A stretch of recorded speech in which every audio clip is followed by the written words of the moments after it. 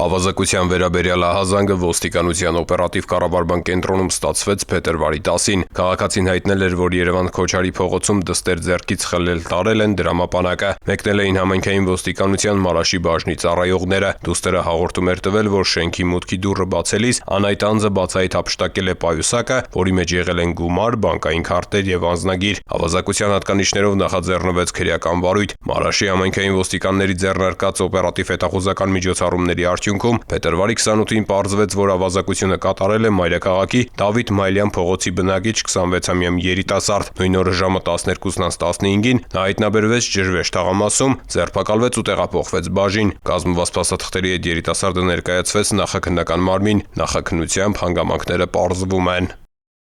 Ծանուցում հանցագործության համար մեղադրվողը համարվում է անմեղ, քանի դեռ նրա մեղավորությունն ապացուցված չէ քրեական դատավարության օրենսգրքով սահմանված կարգով՝ դատարանի օրինական ուժի մեջ մտած դատավճռով։